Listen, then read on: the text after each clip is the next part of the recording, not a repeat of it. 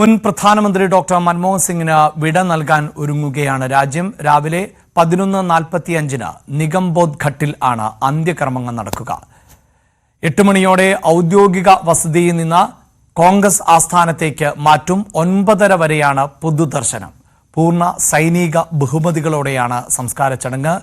VR Karthik ആണ് വാർത്തയുടെ വിശദാംശങ്ങളുമായി ചേരുന്നത്. കാർത്തിക്, മൻമോഹൻ സിംഗിന് വിട നൽകാൻ ഒരുങ്ങുകയാണ് രാജ്യം. ഔദ്യോഗിക ബഹുമതികളോടെയാണ് യാത്രയയപ്പ്. ഇന്നലെ ഈ സംസ്കാര ചടങ്ങുമായി ബന്ധപ്പെട്ട് പ്രത്യേക മന്ത്രിസഭാ യോഗം ചേർന്നിരുന്നു.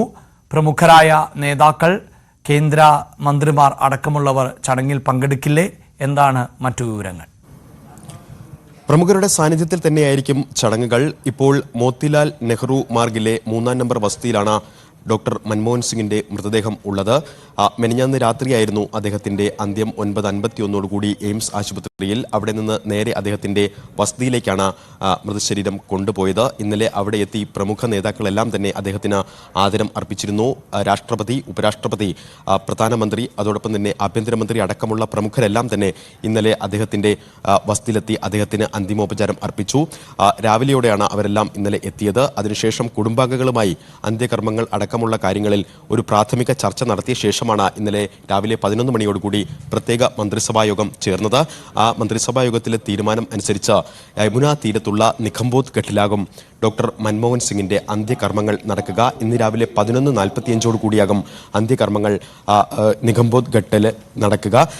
അതിന് മുന്നോടിയായി ഇന്ന് രാവിലെ 8-7 മണിയോടുകൂടി അദ്ദേഹത്തിന്റെ കുടുംബാംഗങ്ങൾക്ക് ഈ വസതിയിൽ അദ്ദേഹത്തിന് അവസാന ആദരവും മറ്റ് ചടങ്ങുകളും അർപ്പിക്കാനുള്ള അവസരം ഉണ്ടാകും. അതിനുശേഷം 8 മണിയോടുകൂടിയാകും അദ്ദേഹത്തിന്റെ വസതിയിൽ നിന്ന് പാർട്ടി ആസ്ഥാനത്തേക്ക് മൃതശരീരം കൊണ്ടുപോവുക. 8:30 AICC ആസ്ഥാനത്തേക്ക് മൃതശരീരം എത്തിക്കും. തുടർന്ന് അവിടെ പാർട്ടി പ്രവർത്തകർക്കും അതോടൊപ്പം തന്നെ നേതാക്കൾക്കും അദ്ദേഹത്തിന് അന്തിമോപചാരം അർപ്പിക്കാനുള്ള അവസരം ഉണ്ടാകും. പ്രത്യേകിച്ച് ആസാം, രാജസ്ഥാൻ അടക്കമുള്ള സംസ്ഥാനങ്ങളിൽ ആണ് അദ്ദേഹം പ്രതിനിധീകരിച്ചത്. അവിടെ നിന്നടക്കം അദ്ദേഹത്തിന് അവസാന നോക്ക് കാണാനും അന്തിമോപചാരം അർപ്പിക്കാനും നിരവധി നേതാക്കളും പ്രവർത്തകരുമാണ് ഇന്നലെ അദ്ദേഹത്തിന്റെ വസതിയായ മോത്തിലാൽ മാർഗിൽ എത്തിയത്. പക്ഷേ സാധാരണ പ്രവർത്തകർക്കൊന്നും തന്നെ അദ്ദേഹത്തിന് ആദരമർപ്പിക്കാൻ കഴിഞ്ഞിരുന്നില്ല. ഇത്തരത്തിൽ പാർട്ടി ആസ്ഥാനത്തിലേക്ക് കൊണ്ടുവരുമ്പോഴായിരിക്കും സാധാരണ പ്രവർത്തകർക്കടക്കം അദ്ദേഹത്തെ അവസാന നോക്ക് കാണാൻ ഒരു അവസരം ഉണ്ടാകുക. 8:30 മുതൽ 9:30 വരെയാണ് പാർട്ടി ആസ്ഥാനത്ത് പൊതുദർശനം തീരുമാനിച്ചിട്ടുള്ളത്. അതിനുശേഷം വിലാപയാത്രയായാവും നിഗംബോധ് ഘട്ടിലേക്ക് അദ്ദേഹത്തിന്റെ മൃതശരീരം കൊണ്ടുപോവുക. ഈ വിലാപയാത്ര ഗൺ കാരേജ് അടക്കം ഉള്ള കോൺവോയ് ആയിട്ടായിരിക്കും നിഗംബോധ് ഘട്ടിലേക്ക് പോകുന്നത്. തുടർന്ന് 11:45 അന്ത്യകർമ്മങ്ങൾ നിഗംബോധ് ഘട്ടിൽ നടക്കുക. എന്തായാലും ഇതുമായി ബന്ധപ്പെട്ട് ചില വിവാദങ്ങളും അദ്ദേഹത്തിന്റെ സംസ്കാര ചടങ്ങുകളും അദ്ദേഹത്തിന്റെ സ്മൃതി കുടീരത്തിന് സ്ഥലം അനുവദിക്കുന്നതുമായി ബന്ധപ്പെട്ട ചില വിവാദങ്ങളും ഇതിനോടകം ഉടലെടുത്തിട്ടുണ്ട് എന്നതാണ് ഏറ്റവും ശ്രദ്ധേയം. ഇന്നലെ ക്യാബിനറ്റ് യോഗത്തിന് മുൻപ് തന്നെ കേന്ദ്ര ആഭ്യന്തരമന്ത്രി അമിത്ഷാ കോൺഗ്രസ് അധ്യക്ഷൻ മല്ലികാർജ്ജുൻ ഖാർഗെയെ വിളിച്ചിരുന്നു. അപ്പോൾ തന്നെ കോൺഗ്രസ് നേതാക്കൾ അറിയിച്ചത് ഇന്ദിരാഗാന്ധിയുടെ സ്മൃതി കുടീരമായ ശക്തി സ്ഥലിലോ അല്ലെങ്കിൽ രാജീവ് ഗാന്ധിയുടെ സ്മൃതി കുടീരമായ വീർഭൂമിയിലോ ഇത്തരത്തിൽ സ്ഥലം നൽകണമെന്നും അവിടെ തന്നെ അന്ത്യകർമ്മങ്ങൾ സ്മൃതി കുടീരം അനുവദിക്കുന്ന സ്ഥലത്ത് തന്നെ അന്ത്യകർമ്മങ്ങൾക്കും അവസരമൊരുക്കണമെന്നൊരു ആവശ്യമാണ് കോൺഗ്രസ് മുന്നോട്ട് വെച്ചത്. പക്ഷേ ഇത് ഇന്നലത്തെ ക്യാബിനറ്റ് യോഗം അംഗീകരിച്ചിരുന്നില്ല. ആദ്യഘട്ടത്തിൽ നിഗംബോധ് ഘട്ടിൽ അന്ത്യകർമ്മങ്ങൾ നടത്താം, തുടർന്ന് സ്മൃതി കുടീരത്തിന് സ്ഥലം അനുവദിക്കാം എന്നൊരു ഉറപ്പാണ് കേന്ദ്ര സർക്കാർ ഇപ്പോൾ നൽകിയിരിക്കുന്നത്. എന്തായാലും കേന്ദ്ര സർക്കാർ നൽകുന്ന വിശദീകരണം ഇപ്പോഴത്തെ വിവാദം അനാവശ്യമാണ്. കാരണം ഒരു ട്രസ്റ്റ് രൂപീകരിച്ചാൽ മാത്രമേ ഇത്തരത്തിൽ സ്മൃതി കുടീരത്തിന് സ്ഥലം അനുവദിക്കാൻ സാധിക്കുകയുള്ളൂ. അതുകൊണ്ട് തന്നെ ട്രസ്റ്റ് രൂപീകരിച്ച ശേഷം ഡോക്ടർ മൻമോഹൻ സിംഗിന് സ്മൃതി കുടീരം അനുവദിക്കും എന്നാണ്, അതിനായുള്ള സ്ഥലം അനുവദിക്കും എന്നാണ് കേന്ദ്ര സർക്കാർ വ്യക്തമാക്കിയിരിക്കുന്നത്.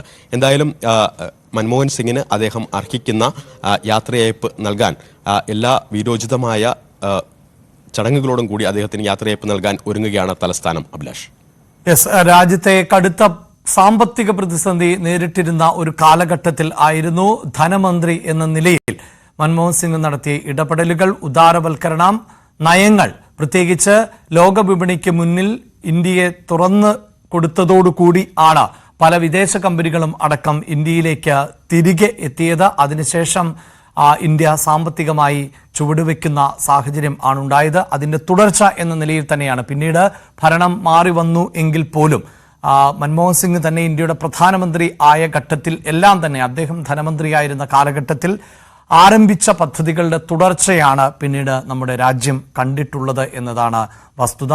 വലിയ സാമ്പത്തിക പ്രതിസന്ധി ലോകമെമ്പാടും നേരിട്ടപ്പോഴായിരുന്നു. ഏതാണ്ട് 125 കോടിയിലധികം ജനങ്ങൾ അന്ന് ഉണ്ടായിരുന്ന ഒരു രാജ്യം കടുത്ത പ്രതിസന്ധി നേരിടും എന്നൊക്കെ വിലയിരുത്തിയിരുന്ന കാലഘട്ടത്തിൽ ആയിരുന്നു അതിൽ നിന്നും വ്യത്യസ്തമായ സാമ്പത്തിക നയങ്ങളിലൂടെ രാജ്യത്തെ തിരികെ പിടിച്ചത് എന്ന് തന്നെ പറയാം. അങ്ങനെയുള്ള ധനമന്ത്രിയായിരുന്ന, RBIയുടെ ഗവർണർ ആയിരുന്ന, ലോകത്തിലെ തന്നെ ഏറ്റവും ശ്രദ്ധേയരായ പ്രഗത്ഭരായ സാമ്പത്തിക വിദഗ്ധരിൽ ഒരാൾ കൂടിയായിരുന്ന ഡോക്ടർ മൻമോഹൻ സിംഗ് വിട പറയുന്നത്.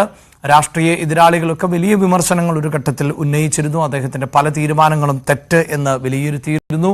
പക്ഷേ അപ്പോഴും അദ്ദേഹം ആ തീരുമാനങ്ങളിൽ ഉറച്ചു തന്നെ മുന്നോട്ടു പോയി. പിന്നീട് ഇന്ത്യയെപ്പോലെ ഒരു വികസ്വര രാജ്യത്തിന് ഇത്തരം സാമ്പത്തിക നയങ്ങൾ തന്നെയാണ് യോജിക്കുന്നത് എന്ന് കാലം തെളിയിച്ച സാഹചര്യം കൂടി ആണ് ഉള്ളത്.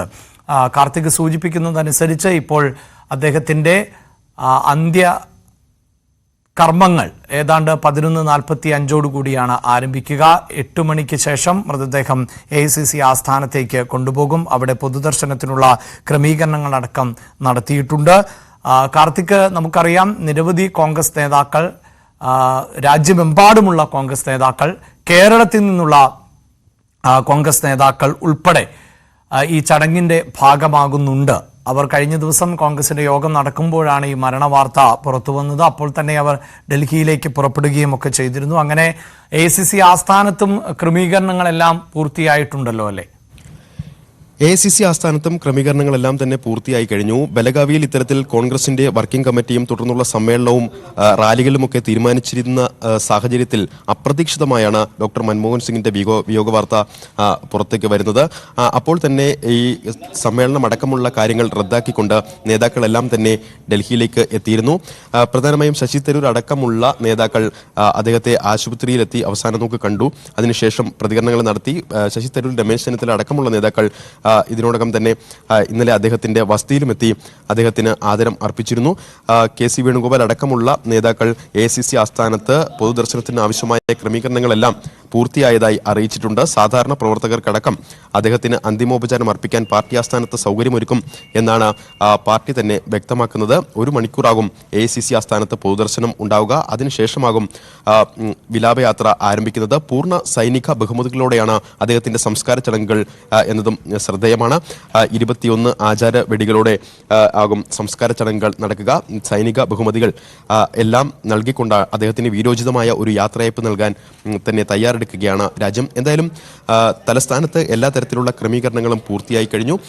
അതോടൊപ്പം തന്നെ ഇതുമായി ബന്ധപ്പെട്ട് അദ്ദേഹത്തിന് സ്മൃതി കുടീരത്തിന് ഇനി എവിടെ സ്ഥലം അനുവദിക്കും എന്ന കാര്യങ്ങൾ പുറത്തു വരേണ്ടതുണ്ട്. എന്തായാലും കേന്ദ്ര മന്ത്രിസഭാ യോഗത്തിന്റെ തീരുമാനം അനുസരിച്ച് നിഗംബോധ് ഘട്ടിലാണ് അന്ത്യകർമ്മങ്ങൾ തീരുമാനിച്ചിരിക്കുന്നത്. യമുന തീരത്തുള്ള നിഗംബോധ് ഘട്ടിൽ 11:45 കൂടി അന്ത്യകർമ്മങ്ങൾ നടക്കും. പൂർണ്ണ സൈനിക ബഹുമതികളോടെയാകും ഈ ചടങ്ങുകൾ നടക്കുക. അതിനുശേഷം ട്രസ്റ്റ് രൂപീകരണവുമായി ബന്ധപ്പെട്ട കാര്യങ്ങൾ പൂർത്തിയായ ശേഷമാകും ഇത്തരത്തിൽ സ്ഥലം അനുവദിച്ചുകൊണ്ടുള്ള കേന്ദ്ര സർക്കാരിന്റെ ഒരു നിർദ്ദേശവും പുറത്തേക്ക് വരിക എന്ന് പ്രതീക്ഷിക്കുന്നു. എന്തായാലും സ്മൃതി കുടീരത്തിന് സ്ഥലം അനുവദിക്കുന്നതുമായി ബന്ധപ്പെട്ട വിവാദങ്ങൾ ഈ ഘട്ടത്തിൽ തന്നെ ഉടലെടുത്തിട്ടുണ്ട്.